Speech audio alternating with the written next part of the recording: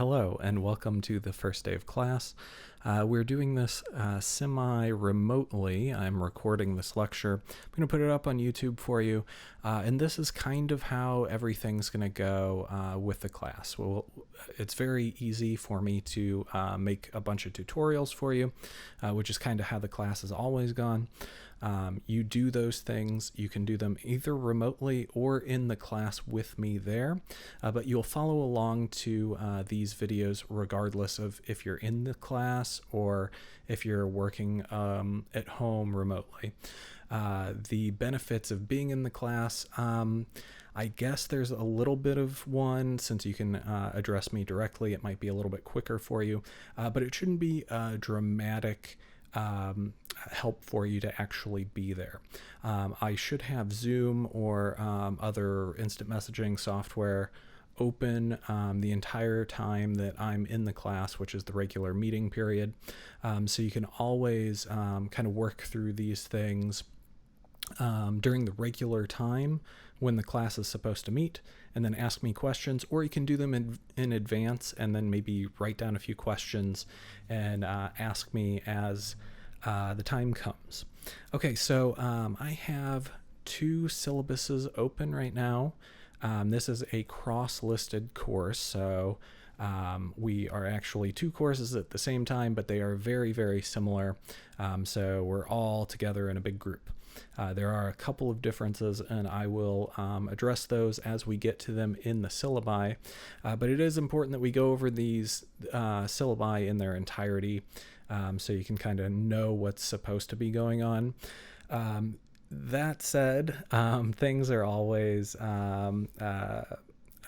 there's always potential for change with these things. So if we go completely remote, that'll be a little bit different than what I have planned, but we should be able to adapt pretty easily. I would say that this class is probably the easiest to adapt of all my classes, since we are basically working remotely anyway, only it's kind of remote in the classroom if you're in the classroom. All right, so the two courses that are meeting at this time are FTVP 1400 Section 3, that's Graphics and Effects, and then FTVP 5330 Section 1, Digital Graphics and Motion Graphics Production. We are in fall 2020, and we do meet Tuesdays at 5:30 p.m., so it's 5:30 to 8:30. So if you want to get in touch with me, that is a perfect time to get in touch with me for this course, or for either course. If you need to get in touch with me some other time, you can always email me. That's fine. I should get back to you within like 48 hours. But if you need like direct contact back and forth with me and stuff, this is the time to do it. So we have two classrooms, that's Sverdrup 256 and Sverdrup 120. The 120 classroom is just for overflow, so if we do have a lot of people show up for class, I think we can only have 9 students and 1 instructor in the class. Now, I'm not absolutely positive on that, since I hear a few classes are a little bit under that, and 256 is not the biggest space in the world. But we're going with the assumption right now that 9 students in the class at any given time, and there are more than that enrolled in these two classes. So if you show up and you're the 10th student, you would then have to go to room 120, and you're basically working remotely at that point, just inside the same building as me. Same rules apply. If you want to reach out on Zoom and talk to me directly, cool. If you want to use like Facebook Messenger, I'll probably have that open as well, and you can just like direct text message. So the ways to get in touch with me are via email. I have 2 emails listed here. That's trevoryounger69@webster.edu and trevor.younger@gmail.com.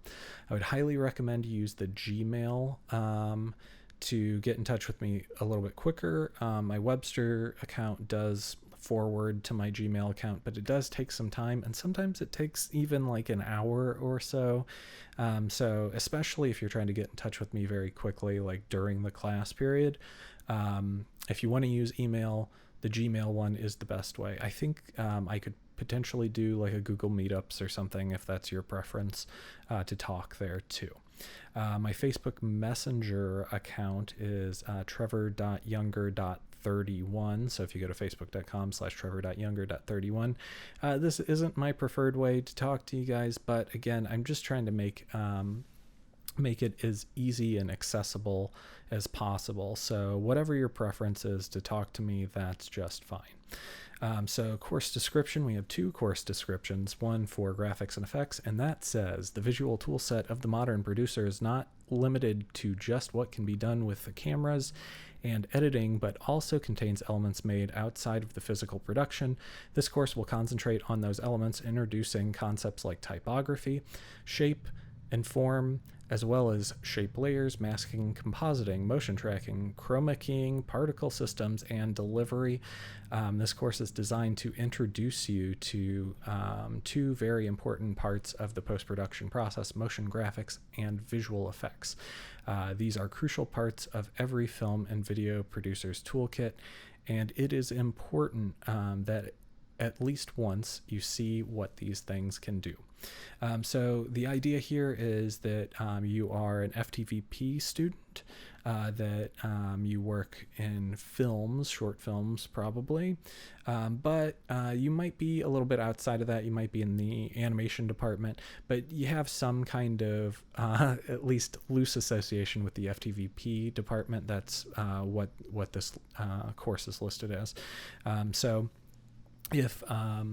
if you are a film producer or a director, even if you don't really want to do visual effects so much, or opening title sequences, or end credits, or lower thirds, or any of the million things that are associated with film projects, it's important that you kind of understand them and how they work, and at least you can identify maybe some bad design qualities that you want to like kind of clean up, especially if you're like outsourcing this stuff to another student, or maybe you're even paying someone to do this stuff. If you're paying someone, you want to make sure that the product looks good and that you can tell that it looks good. So yeah, I think that you'll certainly get some things out of this class where you can apply that to your film, even if you don't want to do this stuff directly.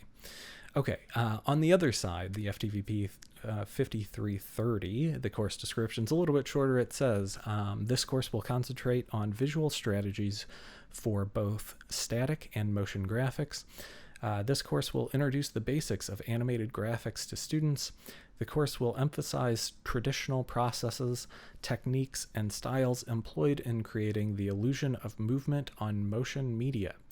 The course will include instruction on how to create appealing graphics to present data and information.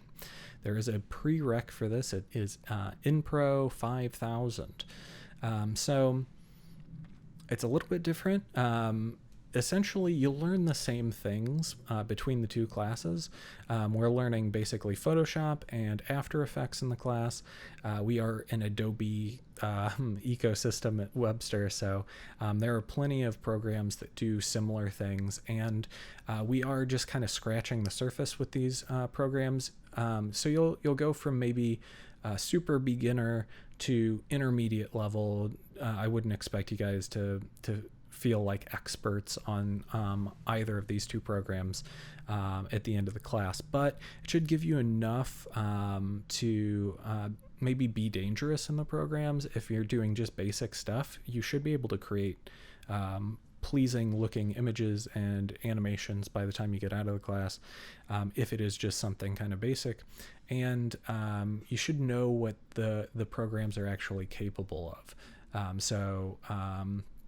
If you're trying to do something for maybe a firm, and you could maybe decide that you want to animate something rather than have something shot with actors and stuff, which could be potentially it could potentially save you a lot of money, or your client a lot of money.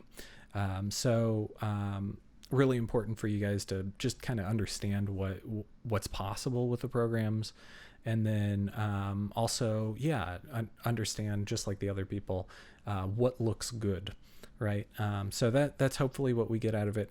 With the 5330 students, you guys have things kind of focused a little bit more towards your particular set of interests.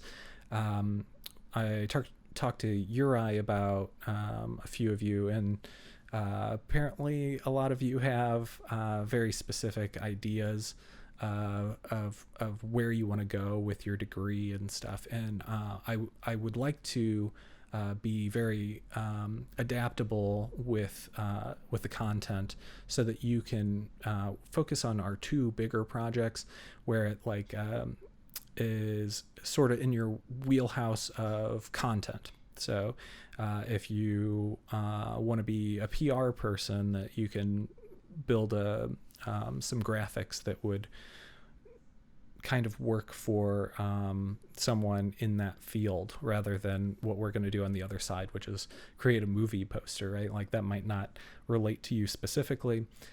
So we'll do projects that are specific for you. But that said, since you guys are all specific to yourselves, it's important that you kind of communicate that with us, or me in particular, so I know how to approach a given assignment, right? So I need to know your interests. That way I can tell you how to proceed.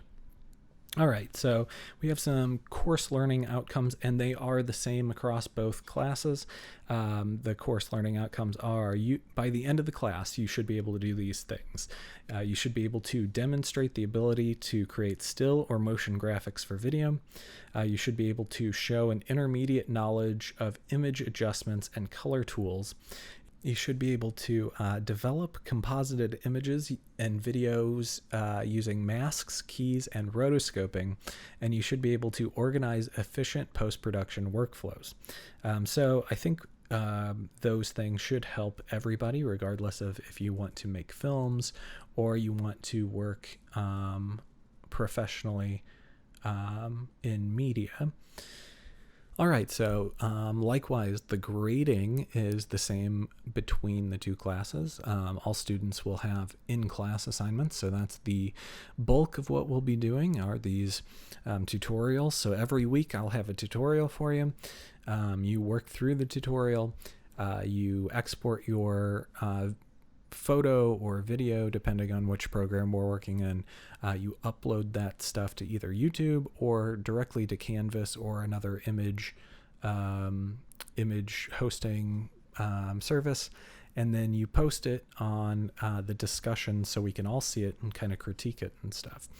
So that is the bulk of our work, is just kind of working through the basics of the programs, so you can get a firmer grasp on things. And that is worth 30% of your overall grade. There is a class participation portion of the grade, which is worth an extra 20%. So critique is important. Generally, when we meet in person, critique would be like in class, we all kind of chat about the projects and what could be done better and what is done well or efficiently. Instead, that will all be done on Canvas on discussion. So you post your stuff, you post your in-class assignment, and then you're expected to reply to at least a few students' projects. So I think a good rule of thumb here is if you reply thoroughly to at least 2 other students' projects, you should be totally safe. If you want to do more than that, awesome. If you want to do less than that, we're going to start to have some problems because people won't get appropriate critiques. So you'll get stuff from me every single time, which will just be like a kind of overview of what you did and where you may have missed the mark and how you exceeded in these aspects, right? And if we don't have that kind of student feedback, you won't get the same sense of like content critique. So I'm just looking at the technical stuff, like did you export this properly, or did you follow the tutorial properly? Did you do all of the steps? I should be able to see that just by what you did, or your final result. But almost all of these tutorials will have some kind of like creative freedoms to them. So you, like today, will make a meme. It'll be fairly simple in Photoshop, but you'll make those memes based on whatever you feel, like whatever your text, whatever you want your text to be. It can be that. Whatever photo you want to use, it can be that. So I'm just going to grade you on the technical stuff, but people could give you feedback on the actual content. The memes might not be something that you're like the most proud of throughout the entire course, but as we get a little bit deeper into this stuff, let's say someone is an animation major and doing something that is very animation centric, like it relates to anime, which I'm not like super well versed on, and we have other students that are animation majors and could maybe comment on the content a little bit better than me. So in that way, I think the student participation is really, really valuable. So we'll make sure that you respond to at least 2 people's projects each week. Now, when you start to do everything the day before it's due, then it gets really tough to respond to people's projects and stuff. So just for everyone's mental health and well-being, it would be really great if you got this stuff in like Friday before the weekend. Your initial, like, you finish your project, you upload it by Friday, awesome. If you keep up with the class and you work along with us, you'll actually be doing this every Tuesday, and you should finish in the same amount of time that a regular class would take. Sometimes you can do it even quicker than that. So if you keep up with things, the initial post will be up there Tuesday, and you can probably respond to people Wednesday, and then you're just done with the class and waiting for the next Tuesday to get going.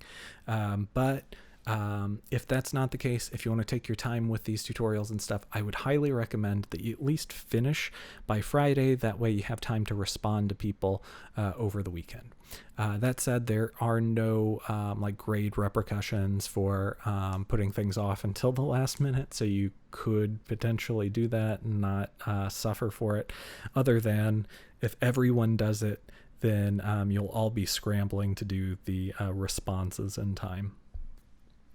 Okay, so besides the 50% associated with the in-class assignments and the class participation, we have 25% dedicated to a design project. It's not exactly the same between the 2 classes. Here's some deviation here. On the FTVP 1400 side, the undergrad side, you'll have to create a press kit for a film. So the big element in there is a 1-sheet poster, and it is like very large resolution too, which kind of throws a wrench in some of the plans you might have. So we'll get to it when we get to it, but there are some complications with working in high resolution on Photoshop or anywhere for that matter. And then you'll have to kind of rearrange some of the elements from your 1-sheet poster to create some extra elements. So you might want to create a t-shirt. You might want to do what we call like collector's tickets, but really they're essentially like business cards with your film project on them. And then there are a couple of other things that you have to do too. Netflix deliverables you would need to do. So like the little Netflix banners and thumbnails and all that stuff you would have to submit in one big large project. So this is the midterm project. It'll come right around the midway point of the class.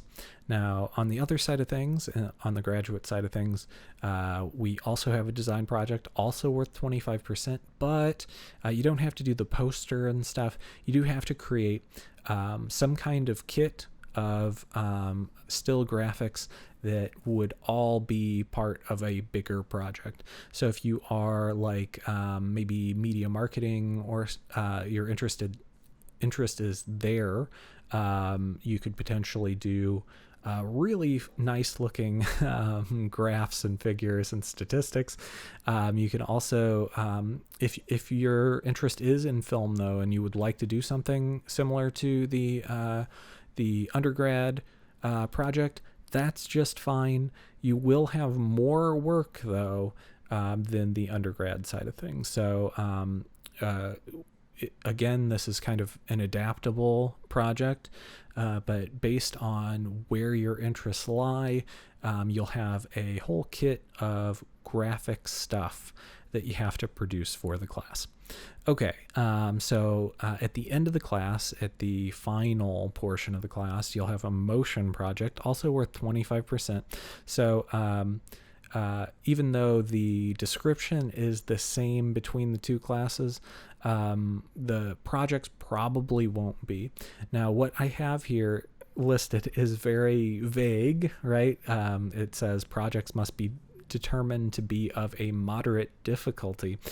So basically what you do is we'll spend one class, not really, since everything's remote, but we'll do an online discussion where you kind of pitch your project in advance, what you want to do, how you want to do it and stuff. And don't stress too much about this just yet. Once we get into After Effects and you can kind of see what it's capable of, then you can decide what kind of project you want to tackle. But the motion project does have to be more difficult than any of the in-class tutorials that we do. You can say like you like the 3D parallax effect. A lot of people want to do parallaxes for their final project. That's okay.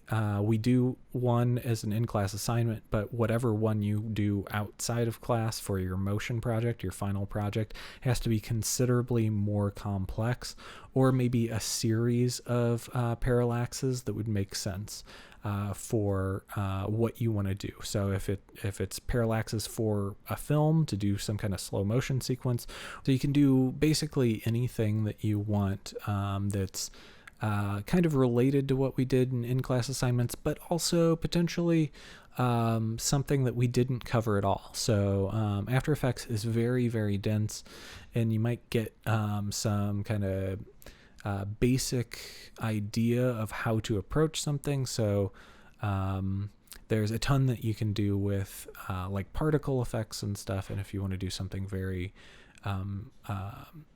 precise and specific with particle effects, you can certainly do that, so long as it is a customized project and not following along with either a tutorial that we did in class or just a tutorial that's out there. I've worked through a whole lot of online tutorials, so I'm probably going to be able to identify if it's just an out-of-the-box tutorial. Okay, so we have an assignment policy here. Late work will not be accepted without proper documentation. Example, doctor's note. Under any circumstances. Likewise, course incompletes will not be given to any student without proper documentation. So if you do get sick, if you get COVID or any other thing that would be like an acceptable reason to not be able to complete the course,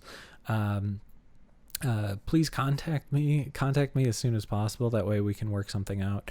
But if you don't contact me and you maybe contact me after the class is completed and ask for an incomplete, that's definitely not going to happen. And they kind of frown upon incompletes at Webster. I think things are a little bit more lenient now with the COVID situation. So if you do end up having to cut the course short for some reason, or maybe have to take it again later, do contact me, contact your advisor and stuff, and we'll try to work something out. Okay, so materials used, individual responsibility. It is the responsibility of every student to bring something to write on or with to every single class. That only applies if you are in class. And also, I'm not a stickler about this. So if you want to take notes on a notepad or something, if you're like a computer notepad or word processor, that's just fine. You're working online now, so I'm not sure why you would need a notepad, but that's the school's language for things. So students will also need an external hard drive with at least 1 terabyte of free storage, USB 2 or higher, self-powered, and formatted exFAT for use on Mac and PC computers. Please buy a quality hard drive and another to use as a backup, and backup data regularly. Data loss or corruption will not be a valid excuse for late or incomplete work. Plan accordingly. So yeah, you're supposed to have a hard drive. We recommend a 1 terabyte or above hard drive, and I'll go a little bit further and say please don't buy a Seagate expansion drive. I've seen a whole lot of these fail, not just with students but professionally as well. For like $5 more you can get a Western Digital, and they fail considerably less. I have seen those fail too though. So any hard drive can fail, and you are supposed to back up your stuff.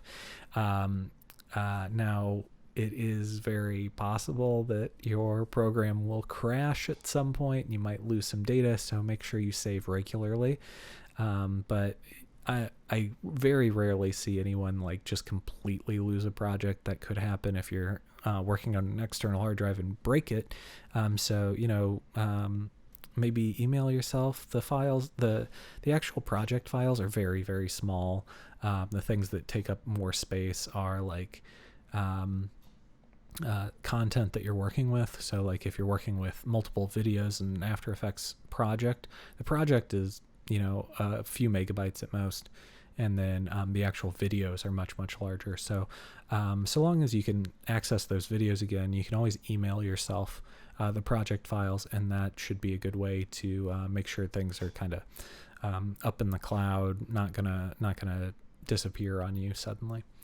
Okay, so Media Center, SOC equipment and facilities. Webster University makes a substantial investment in equipment and facilities for our production majors, and as such, we have a few policies in place to make sure that the equipment is cared for properly. We need your help in ensuring that all equipment is in good working order for all students to use. Equipment and facility access is a privilege, not a right, and can be revoked for not following policy. So, there's no equipment that you really get in the course. If you are like working on productions and stuff, you wouldn't be getting equipment from this course, but you might have other courses, and there is like a little flyer at the very end of this syllabus, so you can kind of read up on that if you plan on doing things like that. So if you have access for some reason, rules have changed with the Media Center, so definitely give that a quick read. Otherwise, the only thing that you really have access to for this class in particular is the labs.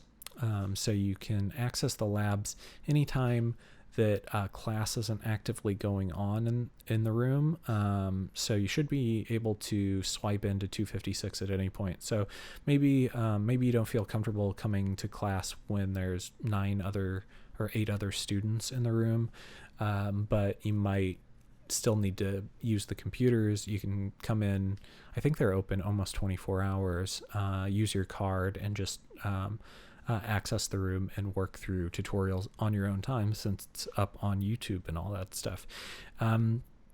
If you don't have access for some reason, if you get on campus and your card doesn't work, you can contact me, or you can contact Marty with the Media Center and make sure that you have access there. You might have to contact public safety, but Marty would know exactly who you need to contact for that stuff. So I'm fairly certain his email is in that last page. Maybe not. It looks like his email isn't directly on here, but what you can do is call the Media Center, and there's a phone number for it right here. Okay.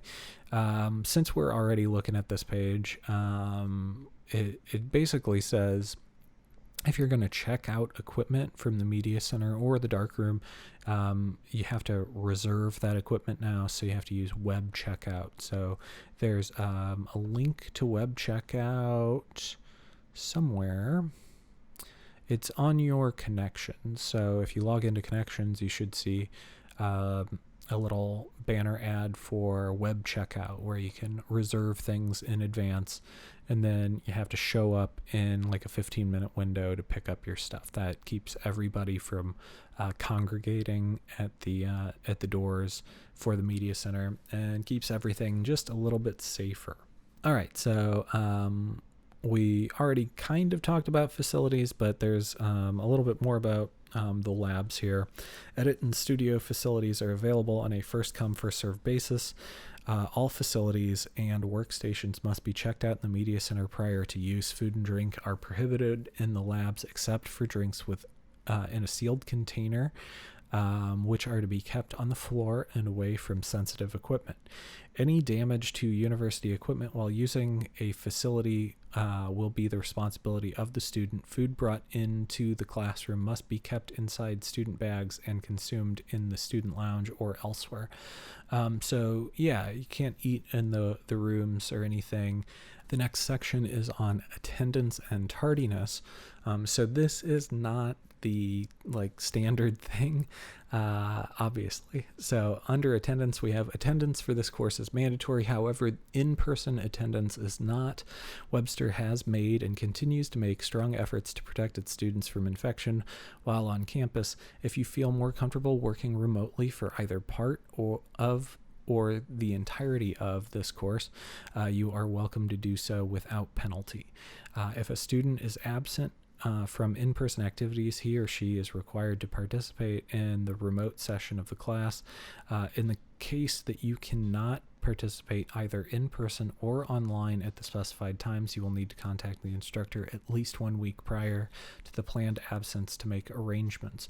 So yeah, if you do get very sick, just let me know at any point. But like also if maybe you will be without an internet connection or some other unforeseen reason that you just like would not be able to complete the project or complete the tutorial on time. If you let me know more than a week in advance, like there's a planned outage or I have to go across the state where I will not have internet access, or my computer is getting worked on, any of those things, I guess, could prevent you from doing it. We can kind of arrange something if I know in advance.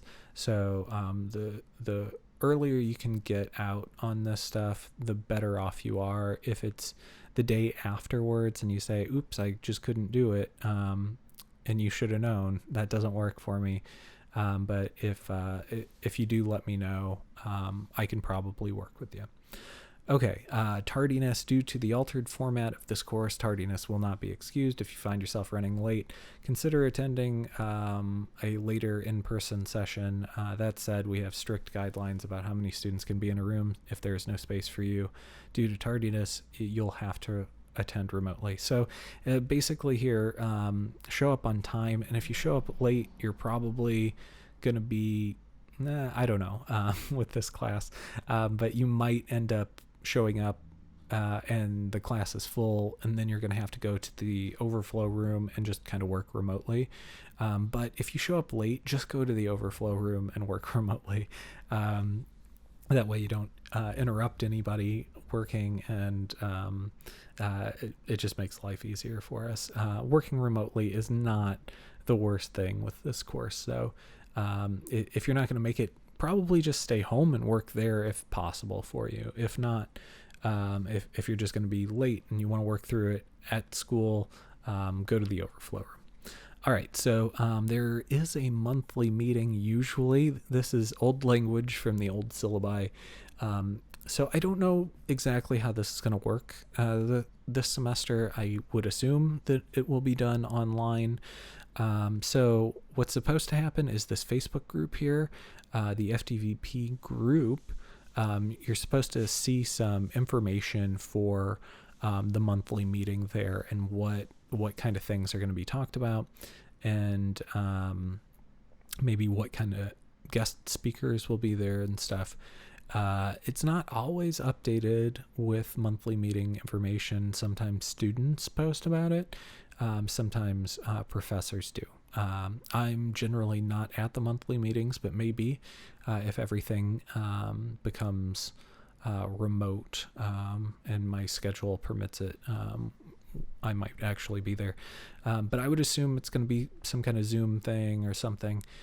So if you want more information about that, check out the Facebook group, or maybe one of the students that I'm talking to right now knows a little bit more about it. They can post in the discussions area, hey, here's some information about the monthly meeting this semester, which could be helpful for everybody. All right, the portfolio review, that is a thing. So FDVP majors are required to undergo a portfolio review in their senior year. I'm not sure on the graduate side of things, but potentially I would assume so.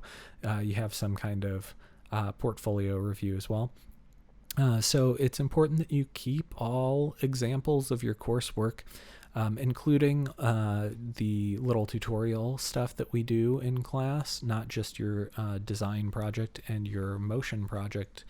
Keep everything. You're also supposed to keep your notes. I'm not sure how much that would help you with this particular class, but save your projects from the class. They do not take up much space, and some of them might be kind of interesting.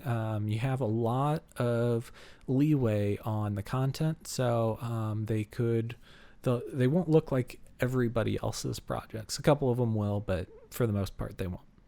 All right, so there are university grading standards here. This is kind of like the standard throughout Webster. It's basically, it's really subjective in its approach, right? So if I feel that you've done a good job, I give you an A, and if I feel like it's unsatisfactory, which is another really subjective term, then it could be a D or an F, right? What I like to do is use much more objective ways to grade you, and with this class, with the tutorials themselves, very, very simple. If you complete them in their entirety, and you turn them in on time, you will get full credit. So this is not a class where you're going to be like checking your grades really constantly to see what you got on things. You have 2 grades that are not to those standards, and that's the design project and that is the motion project. As we work through the tutorials, all you have to do is do them to the best of your ability, do all of the steps associated with them, and turn them in on time, and you'll get full credit. So that makes this class pretty easy to manage, right? There are a couple of things in here that are important, I suppose. An I is an incomplete. This is what would be on your transcripts and stuff. A W is a withdraw. So I'm not sure what the withdrawal date is. So you can drop the class or you can withdraw from the class. You can drop the class. I think it's just within the first week. So if you listen to this and you go, wait a second, I don't want to work on YouTube and stuff, this is too much for me, you can drop the class and it's no questions asked. You get your money back. There's nothing on your transcripts and stuff. But if you wait after this week and decide like, I want to do a couple of the classes and see what it's like, and then I decide that I want out of it, then you'll get a W on your transcripts, which is definitely better than an F, but you can see that you did withdraw from the course. Okay, there is a WF as well. That means that that I basically withdraw you from the class. So I've given like one WF in my history at Webster, and that's for like a seminar course where a student just didn't show up, so they didn't do any of the work. And I would have loved to give him just a W or just drop him from the course, but it was determined from the higher ups that it should be a WF on the transcript, which looks worse than a W, not as bad as an F, but not something that you really want on your transcripts. This stuff is not my area of expertise, to be honest with you. What should go on your transcript and what shouldn't. The the most I know about it is from my experience as a student, right? And I think I had one W through all of undergrad and graduate school. So it's something that if you are very curious about, you should probably talk to your advisor who would know a whole lot more about that stuff. Okay. All right, there's just a couple more things to get through and we'll be done with the syllabus, which has taken us quite a bit of time. Sorry about that. All right, so we have university policy statements. It's the same for both, go figure.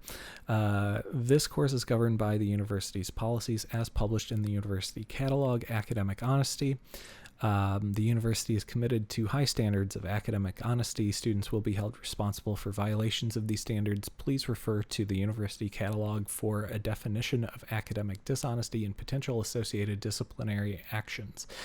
So that basically is covering them for plagiarism. That's basically passing someone else's work off as your own, either in part or as a whole. And that is definitely possible in this course. You can take someone else's project and post it as your own project, or you can have someone else do the work for you. I have had people kind of plagiarize in editing courses, not in this course. But you should never get to that point. And if you're having trouble and you need more time to get through something, please contact me. If it's ever like feeling that you might do something like this, please contact me before you do that, and then we'll work something out and we'll make it better for you to actually do the work and get the grade for it.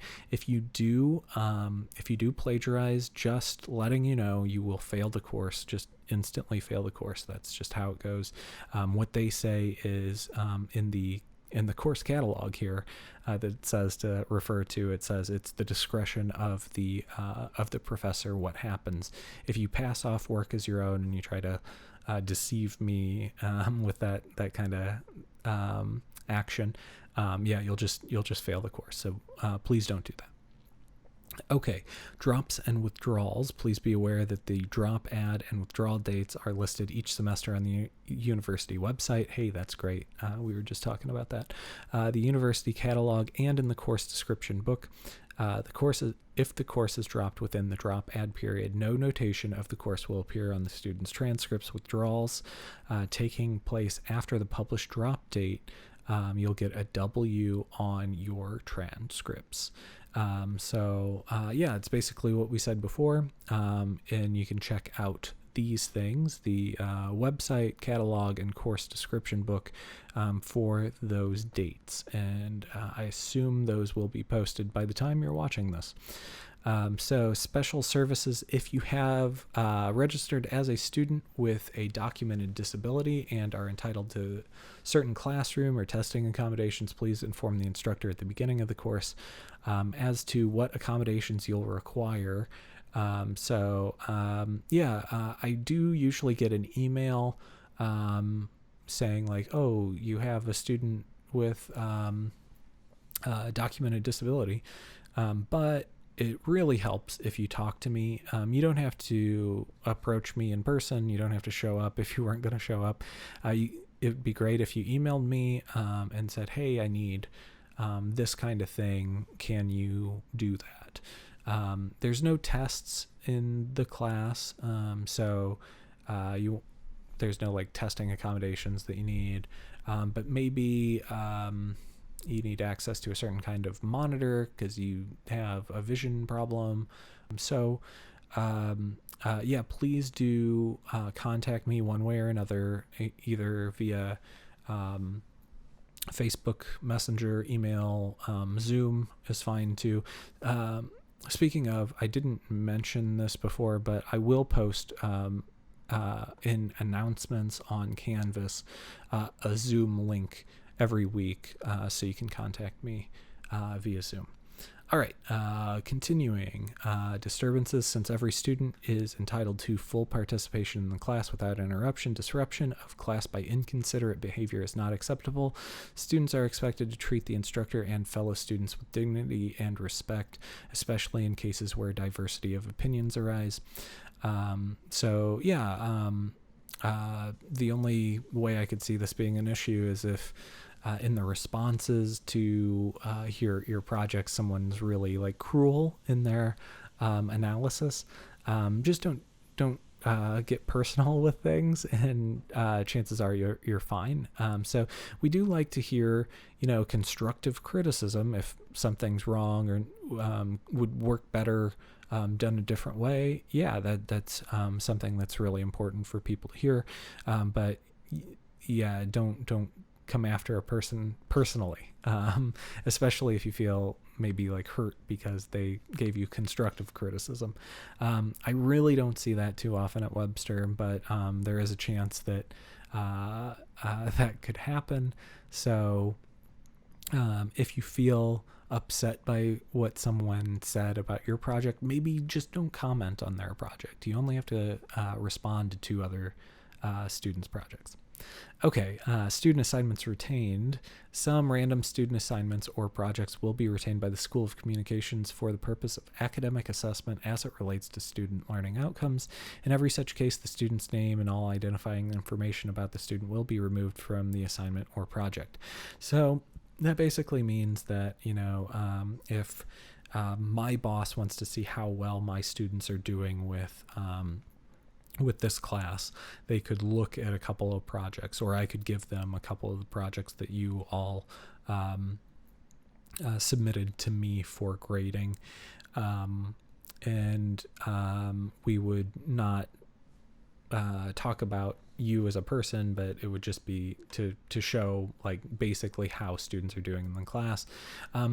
The same kind of goes with if, let's say, a bunch of students asked about the design project and what that kind of looks like beyond my descriptions and outlines and stuff. If they wanted to see an example of it, I could potentially post someone else's work. That's not to say that we're going to be like, oh, look at how bad this work is or anything. Instead, it would just be like kind of an example of what to do. Most of the time, I mean, it's in my benefit to only show good work, right? So I certainly wouldn't be inclined to show bad work or say work is bad or anything like that.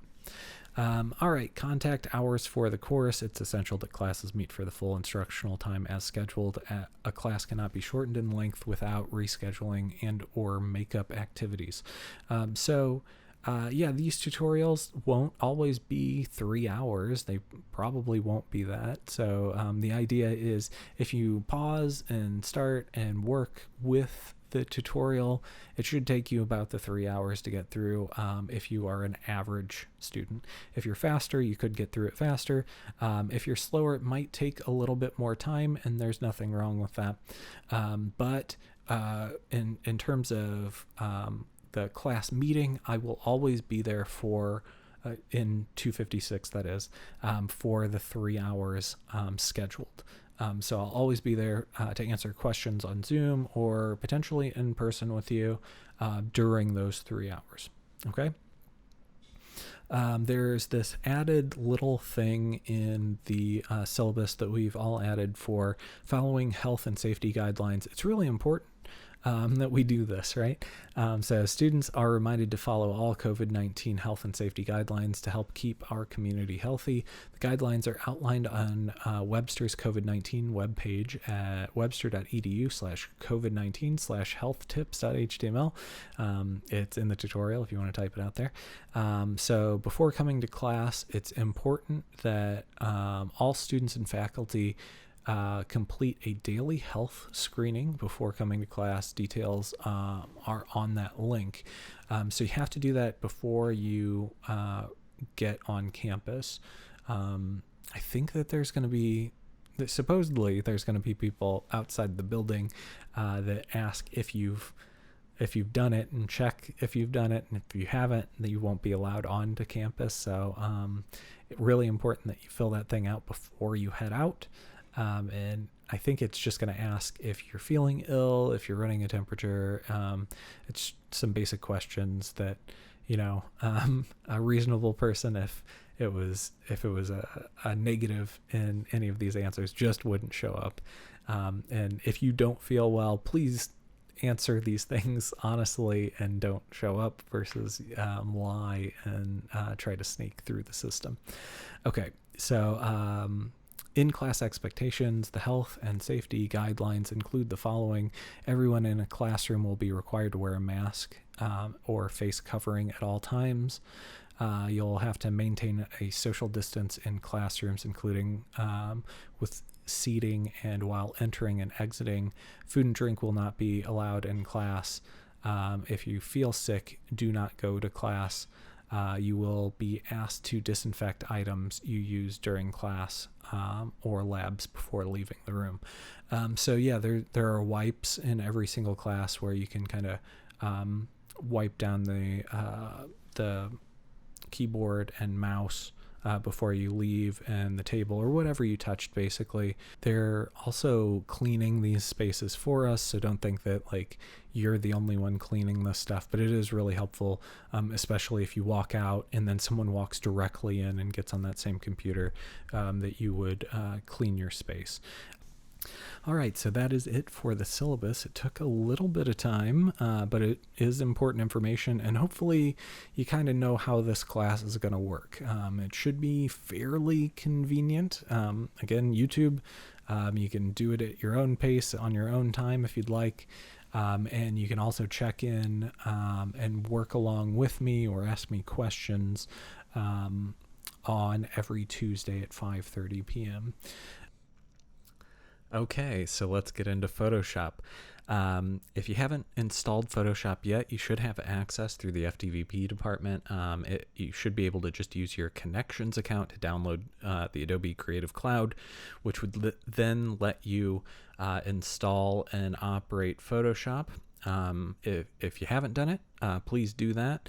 And if you have any trouble, you might need to contact the IT department. So let's make sure that this stuff works as soon as possible, so you don't end up at the end of the week and unable to actually complete the project. If you do have some trouble with it, you can contact me and I can give you some kind of alternatives to at least get you through the week.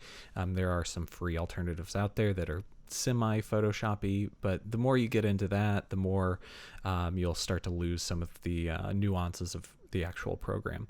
So if you have used Photoshop before, you might have changed some settings around, and we want to reset those for the purposes of the class.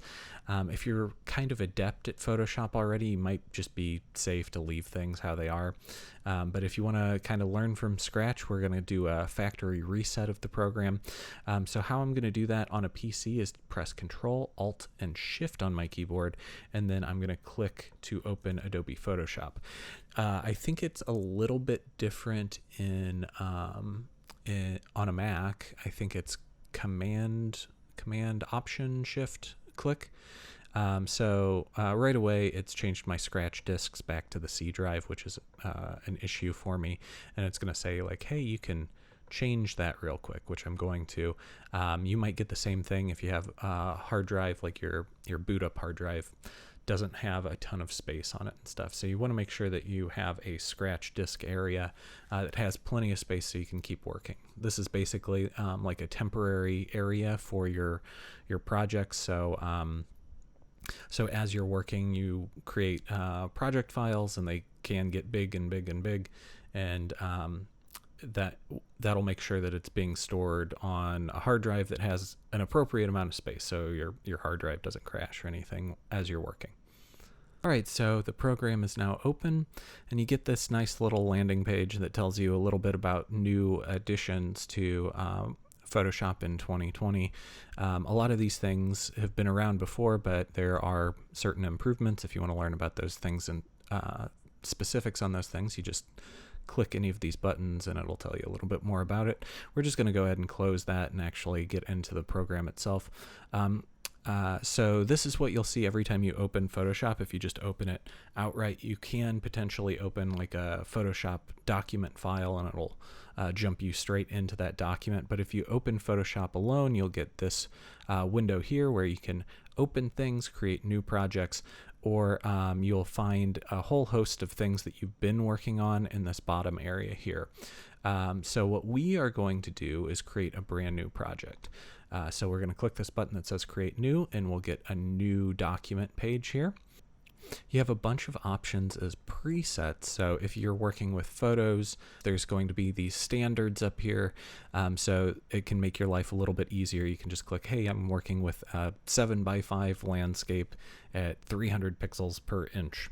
If you have something specific though, that's no problem. Over on the right side here, we can define exactly what we need.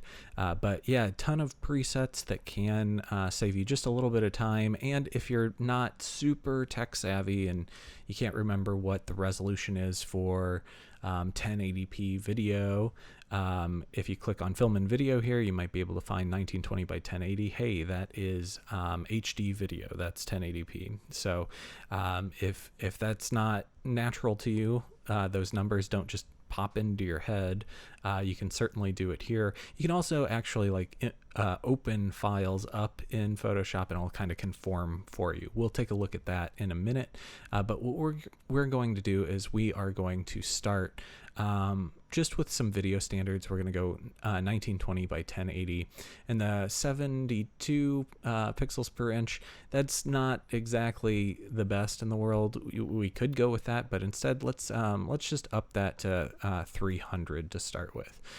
Color mode, this is really dependent on what you want to do with the project.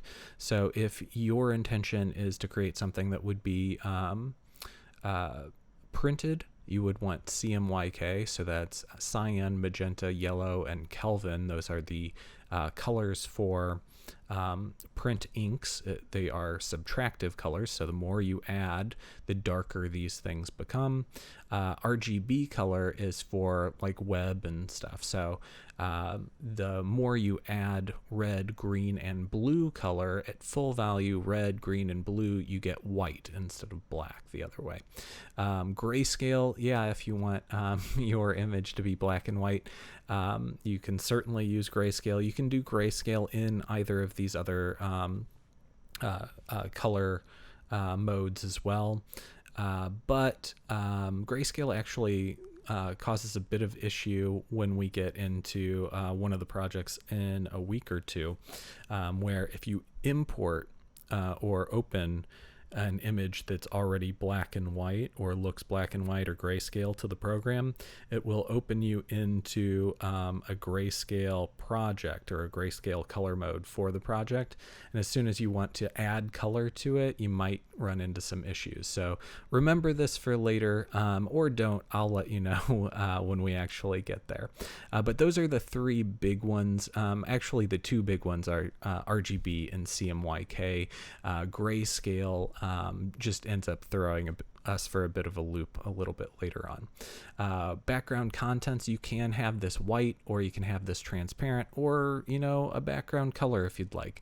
I tend to either go with white or transparent. It is completely your preference on what you like to do, and if you don't know yet, that's just fine. I'll go with white for now, but do consider that you could also try transparent. And as we do, we have a few memes that we're going to create for this thing. You might want to try it a couple of different ways and see what you like. The transparent looks like a bit of a gray checkerboard pattern. Let's just see if it pops up here. If I click on transparent, nope, it's just going to look like this. But for us, once you actually open the program, it's going to be a nice little checkerboard area. Pixel aspect ratio, it's almost always going to be square pixels. I know we work in the like film department, so there's a potential that we would be working with something outside of square pixels. So if you're working with video with very specific pixel aspect ratio, you're going to get that as some kind of metadata information from whoever shot the footage, or if you shot it and you know that it was shot in some kind of weird pixel aspect ratio, you worked with a very old camera or a very expensive lens, then you can change that stuff right here. And you'll probably know as soon as you bring that stuff into the program if your image looks squished or squished in any direction, vertically or horizontally. It's a pixel aspect ratio problem. So I'm just going to go ahead and press create, and we're going to jump into our canvas. There it goes. So a few things were retained from how I normally work. You probably don't have these blue lines here. Those are guidelines, and we can add those if we need, or we can get rid of them. I'm going to go ahead and get rid of them for you. All right, so now we are in the canvas of Photoshop. We have a ton of options, and it can be quite daunting as soon as you get into the program. A ton of tools over here, and then if you look even closer, if you click and hold on any of these tools, you'll find tools beneath the tools. So these tool sets, they're all kind of families, and they have similar functions. So if I'm looking at, say, the gradient tool here, you'll also find the paint bucket tool. So if you want to fill something in with a solid color, you'd use paint bucket, but you could also click and hold and you'll find the gradient. We can kind of fill in areas similarly, but a little bit different, right, with a gradient. But there's a ton of stuff like that. Text tool here, if I click and hold, I'll find a horizontal type tool underneath. If my computer doesn't crash, there it goes. So horizontal type tool, that's the normal type, and then vertical type tool right underneath there. If you needed to type vertically, which would be tremendously odd, but I suppose there's all sorts of design projects that could potentially call for some kind of vertical text.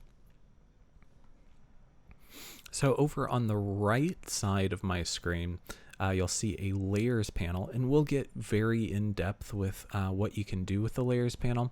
But just to show you kind of how things work, I'm going to take some text here. I'm just going to type text. I'm going to make it nice and big.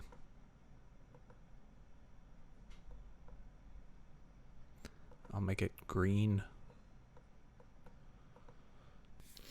So as soon as I complete my text, you'll see over in the layers panel, I have a text layer here, and it says text because my text says text. That might be a little bit confusing for you, but how about I make a second one and we'll say title, a little bit different now, and we will change the color as well. Let's make it red. Okay, so now I have title and I have text. They are titled. Man, I'm making things confusing for you, aren't I? They are titled what the text actually says, what the text box has in it. And also, this is a hierarchical system of layers. So if I have my title layer, which is the uppermost layer, we can see that in our layers pane here, and I put it over my text, you can see that it's above the text. Now I can move these layers, so if title goes beneath the text, we see text above title. Hopefully that makes kind of some sense to you for our layers. There are a couple of other foundational elements in the layers panel here. We can see opacity controls. So if you're not familiar with opacity from any other Adobe program or design program or anything like that, that is like basically a transparency control. So we can make our text semi-transparent. If you click that and use the slider here, you can also just like highlight the text and say I want it at 25%. that would give your text, you'd only be able to see 25% of the text. It would be 75% transparent at that point. So there are a ton of things that are available to you in this layers panel, and we will get into those as we get a little bit more complicated in the program. But what we really want to do today is be able to import existing images, open existing images, edit those things, and then export them for the web. So we can hop on over to the internet and search for, if you are extremely uncreative like me, you can search for meme template, and then hop on over to the images tab, and we can find a whole lot of memes that are just kind of blank. So these are popular things on the internet, but it's kind of a blank slate for you to kind of fill in your own text and stuff. So this is a perfectly acceptable meme that we can kind of make our own. So how do we get this image into Photoshop? Well, there's a ton of different ways. Well, the first way, if we already have a project set up, if we right click and go to copy image, head back on over to Photoshop and paste it, we can press Control V on our keyboard for a shortcut. Also, you can go up to edit and then paste. Hey, there it is. So now we have our image there. We can see it in the layers panel, and it's in a kind of weird place. It's sandwiched between our two text layers. I'm just going to go ahead and delete those two text layers since I'm going to create new ones for this project. So as you can see, our image that we brought in is a significantly different size than our canvas, since we made our canvas 1920 by 1080, and then we brought in something that's non-uniform for that. So we did that for a reason, so I can show you this little tool that's very helpful to correct this sort of thing. So if we move on over to the toolbar on the left side, we can find the crop tool here. It's C on your keyboard for crop. Pretty easy to remember, but if you need to know what it looks like a little picture frame with corners popping out over the edge. That's a good description, I think. All right, so as soon as you click that tool, you'll see these highlighted corners and border areas, and what we can do from here is just shrink down our canvas to fit the size of our original image.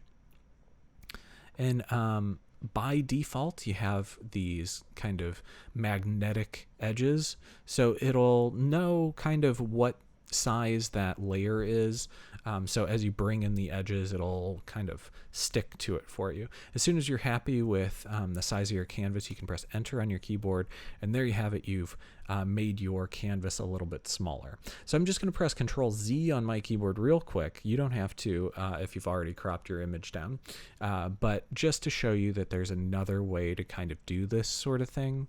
If you go up to image and then canvas size, you have the same options, right? So if you're if you want to trim your canvas size to a specific dimension rather than like kind of conform it to a specific layer, you can punch in some new numbers. So if we wanted to cut this thing in half, essentially, we could change this to 1,000 pixels, and then press OK, and we'll see that our canvas is now cut in half. It didn't move things over properly, so we'd have to grab this layer and kind of piece our stuff back together. And I didn't have the pixels like calculated properly, so we still have this white border here. So this probably isn't ideal for this particular project, but it is important to know for other things that if you need to trim your canvas to a very specific size, that's the way to do it. Now there's one other way to do things, and that is up in image again. You can go to trim.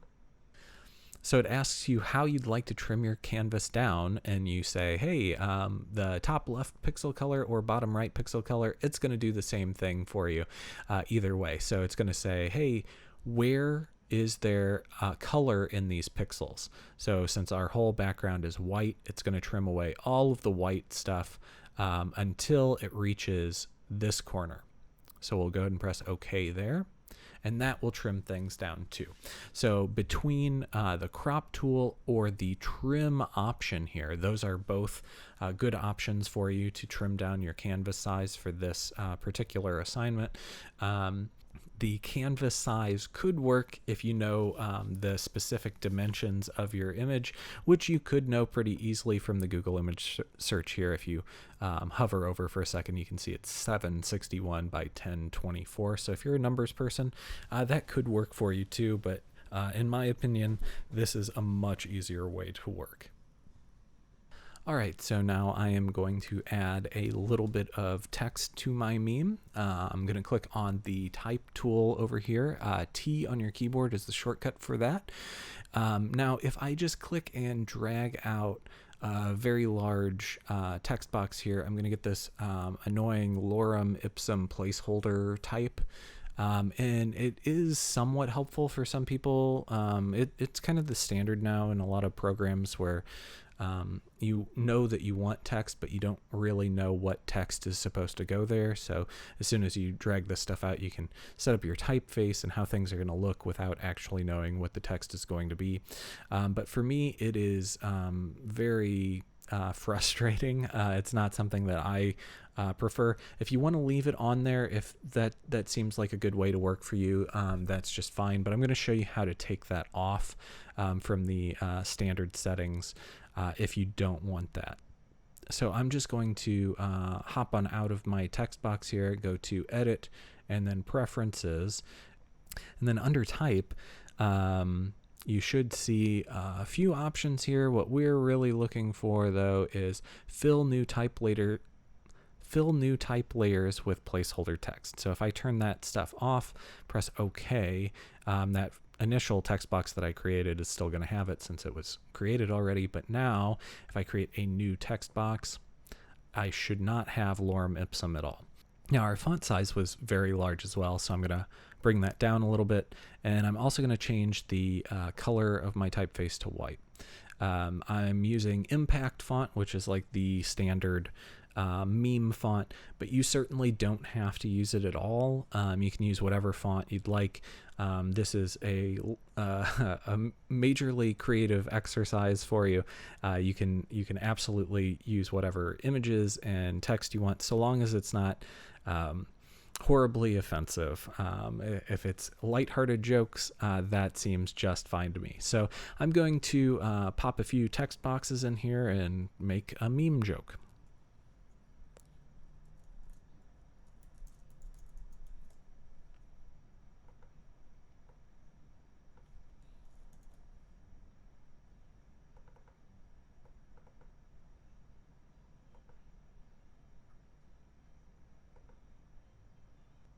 So I have my first panel done approximately, but it's really tough to read my text right now. So I have these this light colored text, white, on a light colored background, and this isn't exactly what meme font looks like, really, is it?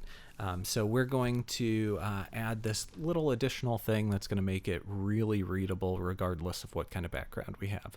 So if I look over on my layers panel again, I can click either of my text layers, and then I can head down at the very bottom here. It's a small icon, so hopefully you can see it on my screen share software, but it is a little FX down here. If we click on that, we can find blending options. Let's just click blending options initially. You can click any of these specific things from the FX icon. So if you know what you want already, we can go to stroke or shadow. But let's go ahead and click on blending options so you can see everything is open right now. If you do click on one of those specifics, by the way, it will still open up this layer style panel. It'll just jump you to a specific page. So you decide what you want out of these things, and then you can adjust their settings. So what we want is a stroke, right? So that's an outline of our text. We're going to toggle on the stroke there, and we are going to size it up. And we can do an inner stroke or an outer stroke, and we'll take a look at what those two things look like before we decide what looks best. So if we look between those two things, one looks a whole lot more like a meme than the other, and that is that outer stroke there. So it really depends on what kind of font size you have, how large the stroke you want it to be, but that should make your stuff look just like the old-time classic meme. Okay, so we're going to do the same thing for the making memes text here. We're going to just jump straight into stroke this time. Okay, and the same settings are already there. The 3 might be too much since the text is a little bit smaller, but I think it looks just fine. So I'm going to press OK, and that's looking pretty nice. Now in my second panel, I need those same elements. I need the me text and the making memes text, but they'll need to be a little bit smaller. But rather than create these things from scratch, it would be nice if we could just duplicate them. So let's go ahead and do that really quickly. There's a tool up here that's really helpful for us. We're going to use it all the time. It's the Move tool. It's V on your keyboard, and it looks like 4 arrows pointed in all different directions. That allows us to grab our text and move it around. So if your text is a little bit off from where you want it to be, you can do that. If you find that it's grabbing something you don't want it to grab, if it's grabbing the background, you can always click the layer that you want it to move, and that makes things a little bit easier, but it should kind of know what it's doing. So as soon as you click the uppermost layer, the most visible layer, and you actually click pixels that are in that layer, it should move that around. So what we can do to duplicate things is just press Control-C for copy and then Control-V for paste. That might be familiar for you guys. Or if you'd rather do something a little bit different, you can head on over to that Layers panel, right-click, and go to Duplicate. And then you would rename it. You could call it Me Panel 2. That may be a better way to keep organized about things, since you might end up with 2 text layers that are called the same exact thing.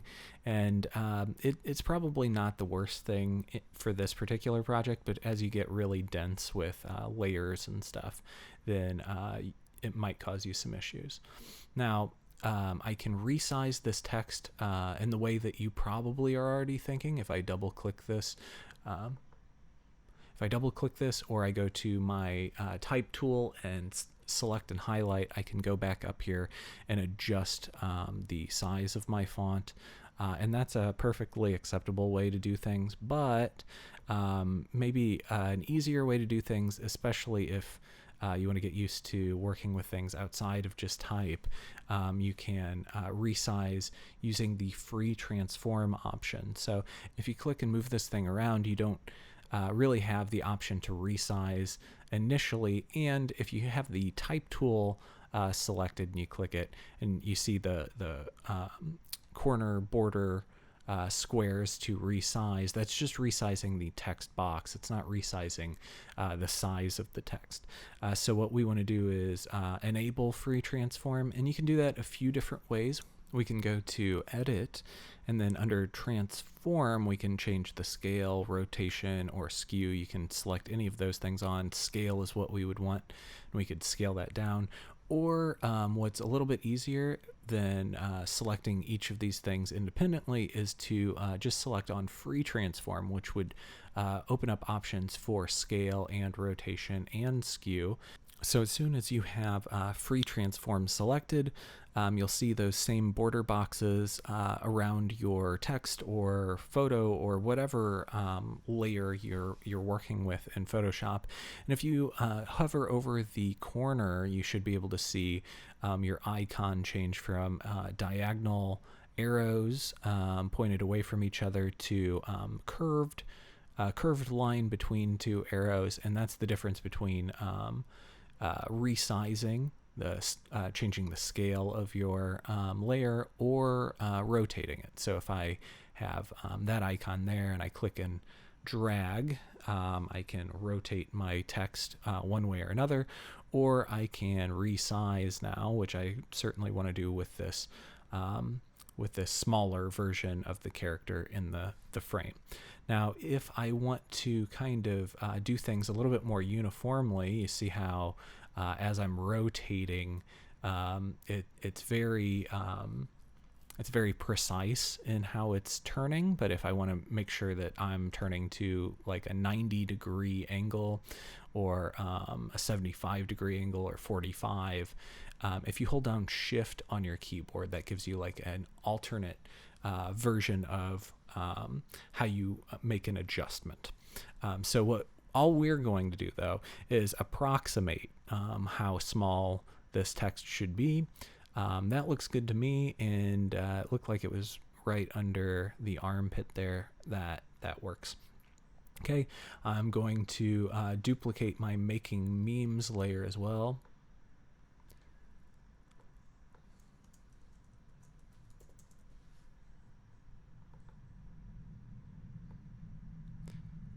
And it's okay that this one is hanging off the frame a little bit. We're just trying to maintain consistency between the two images.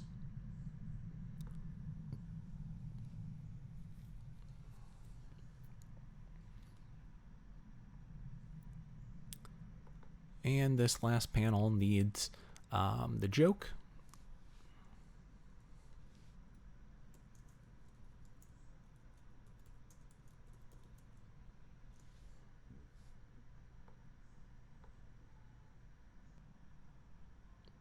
We're going to go ahead and add the stroke to that text as well to kind of match the rest of what we have. And there we have it. We have created one meme. Very simple, easy stuff, right? We do need to export this thing. So how we do that, there's a couple different ways to make things happen for us here. We can go to File, Save As. And then you have a lot of options. One is you can save to cloud documents. Since you are on the Creative Cloud now, you can save this in a fairly secure place where you can access it from anywhere. So if you're concerned that you'll forget a hard drive or something and you're bouncing between computers, you can certainly do that. Or if you're concerned that your hard drive will fail on you and you want to have things somewhere in the cloud, that's just fine for you to do. I'm going to save it on my computer though. Definitely, if you're going to put it on the cloud, have it on your computer too. I think it's just a safe way to work. But once we get here, we can save this as a Photoshop document file, and we definitely want to do that initially. So I'm going to find a safe place to put this. I'm going to put mine maybe in my documents file here, and we can call this meme1. Okay, now saving this as a Photoshop document file, .psd, allows us to retain everything that we've done over in this layers panel. So if we want to open that thing back up and change things around, that's just fine. We'll have access to do that stuff.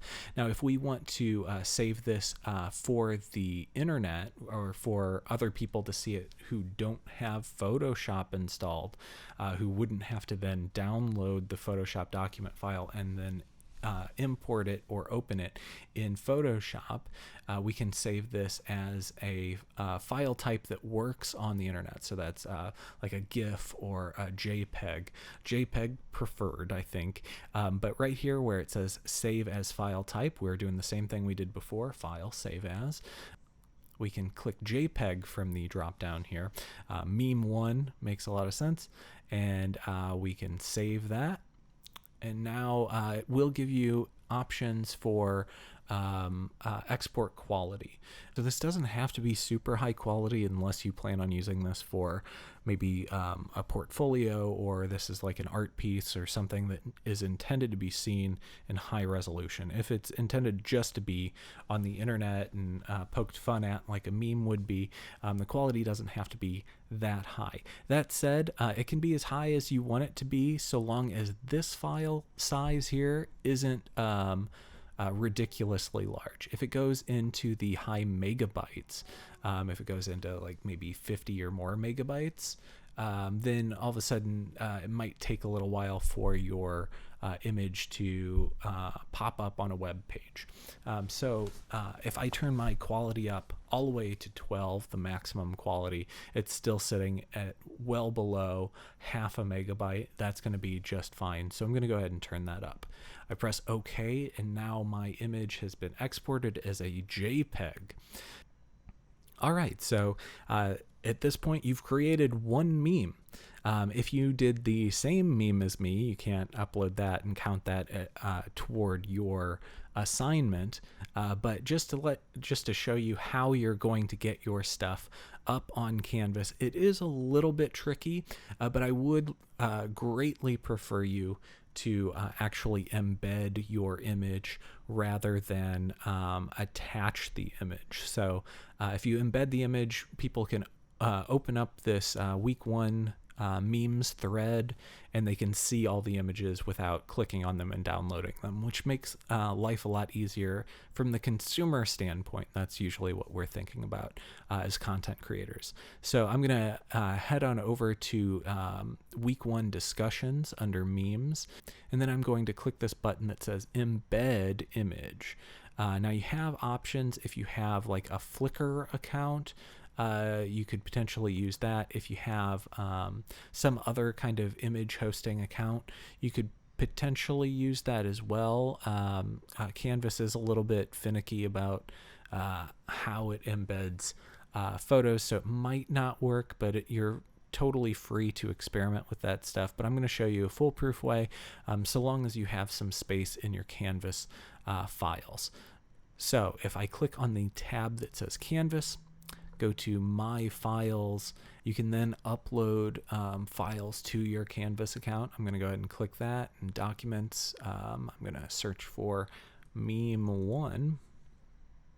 I'm going to find the meme that I've created, and I'm going to upload it. So now it's saved to Canvas, and then all I have to do here is press Update, and we'll see my meme as a regular post embedded, and I can click Post Reply.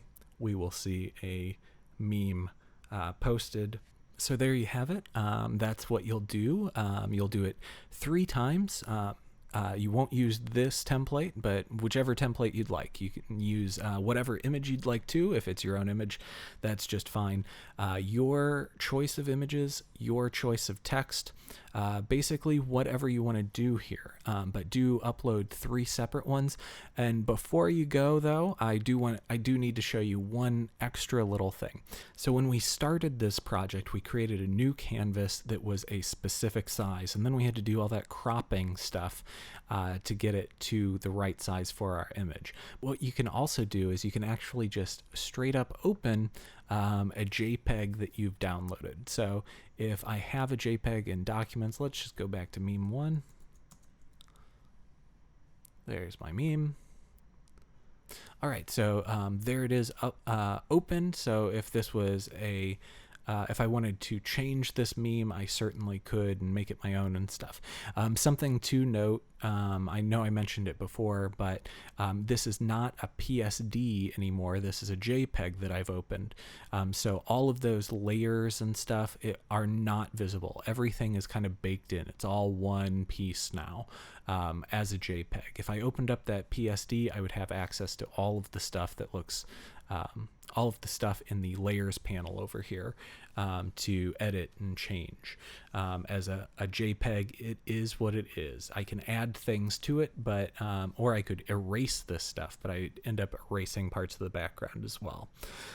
So that should be everything you need to complete the tutorial for this week. Make sure that you post all 3 of your memes as embedded images under week 1. And if you want to respond to anybody's projects and let them know that it was somewhat funny, that's helpful too. If you have any questions about anything with these projects, or you need some help getting along in Photoshop, feel free to reach out to me either on Tuesday at 5:30 p.m. until 8:30 p.m., or you can reach out via email. if you do get me from that 5:30 to 8:30 time slot, I can potentially work a little bit closer with you and do some screen share stuff via Zoom. Good luck with these projects, and good luck with the rest of your first week at Webster.